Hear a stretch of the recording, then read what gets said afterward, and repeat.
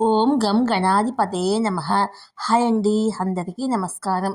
మనం ఈరోజు ఈ వీడియోలో పొరపాటున కూడా మనం కొన్ని వస్తువులను కింద పడకుండా చూసుకోవాలి. పొరపాటున ఈ వస్తువులు కింద పడేశారంటే మనము దురదృష్టాన్ని ఆహ్వానించినట్లే అవుతుంది. ఆ వస్తువులు ఏంటో మనం ఇప్పుడు ఈ వీడియోలో తెలుసుకుందాము. ఈ వీడియో కనుక మీకు నచ్చినట్లయితే లైక్ చేయండి, షేర్ చేయండి, సబ్స్క్రైబ్ చేసుకోండి. ఈ వీడియో లాస్ట్ వరకు స్కిప్ చేయకుండా చూడండి. ఇలా చేయడం వల్ల ఈ వీడియో మరికొంతమందికి రీచ్ అవుతుంది. Please subscribe me, support me. Thank you for watching. మనం చేస్తున్న రోజువారీ పనుల్లో హడావుడిగా చేస్తున్నప్పుడు కొన్ని వస్తువులు చేజారిపోతూ ఉంటాయి. కానీ మనం కొన్ని పనులు చేసేటప్పుడు చాలా జాగ్రత్తగా ఆ పనులు చేయాల్సి ఉంటుంది. అలా చేయకపోతే మనంతట మనమే దురదృష్టాన్ని ఆహ్వానించినట్లు అవుతుంది. నిత్య జీవితంలో హడావుడిగా చేస్తున్న పనుల్లో కొన్నిసార్లు వస్తువులు చేజారి కింద పడుతూ ఉంటాయి. ఇది సహజమే అయినప్పటికీ కొన్నిసార్లు దురదృష్టానికి దారితీస్తుందట. జ్యోతిశాస్త్ర, వాస్తు శాస్త్రాల ప్రకారము ప్రమాదవశాత్తు కూడా కొన్ని వస్తువులు కింద పడకూడదు. ఇది అరిష్టాన్ని, దరిద్రాన్ని తెచ్చిపెడుతుంది. మనకు తెలియకుండానే మనము దరిద్రాన్ని ఆహ్వానించినట్లవుతుంది. మనం ఈ పనులు చేస్తున్నప్పుడు చాలా జాగ్రత్తగా, నెమ్మదిగా చేయాల్సి ఉంటుంది. ప్రమాదవశాత్తు కూడా ఈ వస్తువులను కింద పడేయకుండా చూసుకోవాల్సిన బాధ్యత మనదే. అప్పుడే మన ఇల్లు అష్టైశ్వర్యాలతో, సుఖ సంపదలతో నిండి ఉంటుంది. మనం పనిచేస్తున్నప్పుడు లేదా శుభ్రం చేస్తున్నప్పుడు మరేదైనా సందర్భాల్లో అనుకోకుండా కొన్ని వస్తువులు చేజారి కింద పడుతుంటాయి. ఇది సహజంగా అందరి ఇళ్లల్లో జరుగుతూనే ఉంటుంది. అయితే జ్యోతిశాస్త్ర, వాస్తు శాస్త్రాల ప్రకారము కొన్ని వస్తువుల్ని కింద పడేయడము చాలా దురదృష్టకరము.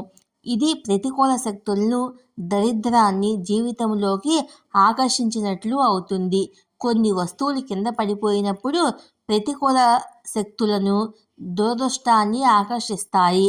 అలాగే కొన్నిటిని కింద పడేయటము దేవతలను కించపరచడము, శక్తి సమతుల్యత క్షీణించేలా చేయడానికి సంకేతాలు అవుతాయి. ప్రమాదవశాత్తు పడ్డా కూడా దురదృష్టాన్ని కలిగించే వస్తువులేంటో మనం ఇప్పుడు తెలుసుకుందాము. డబ్బు లక్ష్మీదేవిని సూచిస్తుంది. దాన్ని నిర్లక్ష్యంగా వదిలేయడము అమ్మవారిని బాధ పెడుతుంది. మనం డబ్బును లెక్కించేటప్పుడు ఎంతో జాగ్రత్తగా లెక్కించాలి. పొరపాటును కూడా ఆ డబ్బుని కింద పడేయకూడదు. అలాగే చిల్లర నాణ్యాలను లెక్కించేటప్పుడు కూడా నిర్లక్ష్యంగా లెక్కించకూడదు. ఇలా లెక్కించేటప్పుడు పొరపాటును కింద పడితే అది అమ్మవారి ఆగ్రహానికి మనల్ని గురి చేస్తుంది. ఇది మన ఆర్థిక కష్టాలు, అప్పులు, పేదరికానికి దారితీస్తుంది. కనుక డబ్బును ఎల్లప్పుడూ గౌరవంగా చూసుకోవాలి. నాణ్యాలే కదా అని విసిరివేయడము, కింద పడేయడము మంచి పద్ధతి కాదు. నాణ్యాలు లేదా డబ్బును కింద పడేసుకోవడం అంటే ఆర్థిక అస్థిరత, నష్టాన్ని తెస్తాయని జ్యోతిశాస్త్ర, వాస్తు శాస్త్రాలు చెప్తున్నాయి. కాబట్టి మనం డబ్బును లేదా నాణ్యాలను లెక్కించేటప్పుడు ఎంతో అప్రమత్తంగా, ఎంతో జాగ్రత్తగా లెక్కించాలి. అప్పుడే లక్ష్మీదేవి యొక్క సంపూర్ణ అనుగ్రహము మన మీద ఉండి మన ఇల్లు అష్టైశ్వర్యాలకు తోతూగుతుంది. డబ్బు కొదవనేదే ఉండదు. జీవితంలో మనము వెనుకకు తిరిగి చూసుకోవాల్సిన అవసరమే ఉండదు. కనుక డబ్బును లెక్కించేటప్పుడు ఎంతో జాగ్రత్తగా ఉండి లెక్కించాలి. బియ్యము లేదా అన్నము. అన్నం పరబ్రహ్మ స్వరూపం అంటారు. ఆహార కొరత అనేది పేదరికానికి చిహ్నము. అన్నం సమృద్ధి, పోషణ, శ్రేయస్సును సూచిస్తుంది. కనుక బియ్యాన్ని, అన్నాన్ని కింద పడేయకుండా చాలా జాగ్రత్తగా చూసుకోవాలి. మనం అన్నం వండటానికి బియ్యం తీసేటప్పుడు ఎంతో జాగ్రత్త వహించాలి. కింద పడకుండా చూసుకోవాలి. ప్రమాదవశాత్తు బియ్యము లేదా అన్నం కింద పడిపోవడం వల్ల ఆర్థిక ఇబ్బందులు, ఆహార కొరత ఏర్పడుతుంది. వాస్తుశాస్త్రం ప్రకారము బియ్యాన్ని శుభ్రమైన మూతబెట్టిన కంటైనర్లలో నిల్వ ఉంచుకోవాలి. అలాగే మనము ఫంక్షన్స్, శుభకార్యాల్లో మిగిలిపోయిన అన్నాన్ని చెత్త కుప్పల్లో పడేయకుండా అనాథాశ్రమాలకు, వృద్ధాశ్రమాలకు దాన్ని తీసుకెళ్ళి ఇవ్వాలి. ఇలా చేయడం వల్ల మన జీవితంలో అన్న పానీయాలకు లోటనేదే ఉండదు. పవిత్ర గ్రంథాలు, పుస్తకాలు పడేయడము పవిత్రమైన జ్ఞానానికి, దైవిక మార్గదర్శకత్వానికి అగౌరవంగా పరిగణించబడుతుంది. ఇది గందరగోళం, అజ్ఞానము, ఆధ్యాత్మిక స్తబ్దతకు దారితీస్తుంది. కాబట్టి మనం పుస్తకాలు తీసేటప్పుడు ఎంతో జాగ్రత్తగా చూసుకోవాలి. అలాగే పిల్లలు పుస్తకాలను విసిరివేయకుండా జాగ్రత్తగా ఉండేటట్లు వాళ్లకు సవివరంగా వివరించాలి. అలాగే రామాయణ, మహాభారత గ్రంథాలను శుభ్రమైన ప్రదేశాల్లో భద్రపరచుకోవాలి. అపరిశుభ్రంగా ఉన్నప్పుడు ఆ పుస్తకాలను ముట్టుకోకూడదు. వాటిని శుభ్రమైన ఎత్తైన ప్రదేశాల్లో భద్రపరచుకోవాలి. దీపాలను కింద పడేయటము, ముఖ్యంగా వెలిగించిన వాటిని చేజార్చుకోవడము సానుకూల శక్తిని ఇంట్లోకి రానివ్వకుండా చీకటిని తెస్తాయని నమ్ముతారు. కనుక దీపాలను, ప్రమిదలు, కుందీలు కడిగేటప్పుడు చాలా జాగ్రత్తగా ఉండాలి. వాటిని ఎట్టి పరిస్థితుల్లోనూ చేజారనివ్వకుండా చూసుకోవాలి. దీపాలు ఆధ్యాత్మిక పెరుగుదల, జ్ఞానము, శ్రేయస్సును సూచిస్తాయి.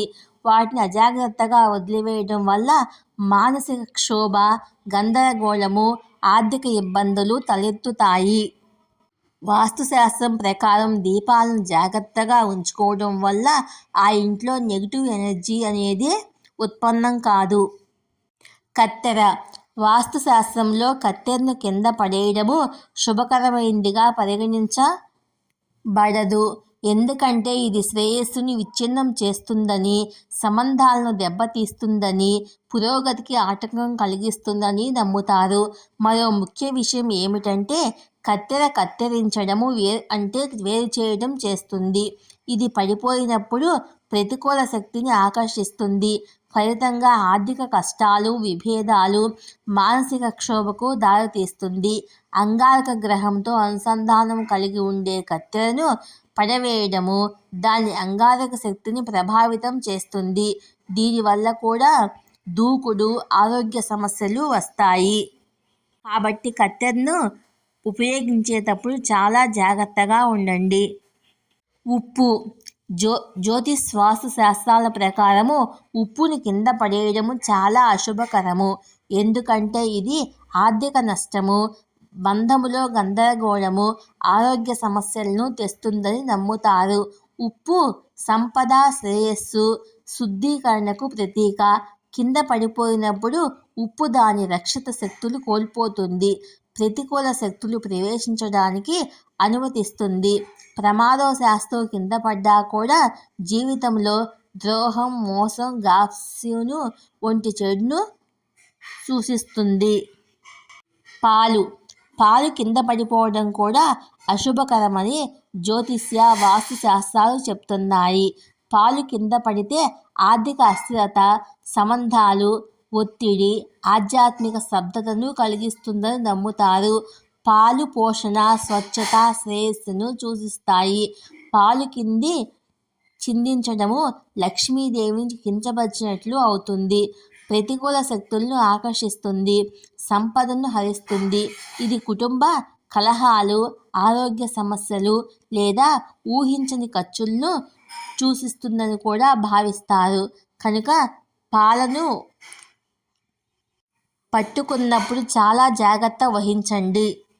ఈ వీడియో కనుక మీకు నచ్చినట్లయితే లైక్ చేయండి, షేర్ చేయండి, సబ్స్క్రైబ్ చేసుకోండి. ఈ వీడియో లాస్ట్ వరకు స్కిప్ చేయకుండా చూడండి. Please subscribe me, support me. Thank you for watching.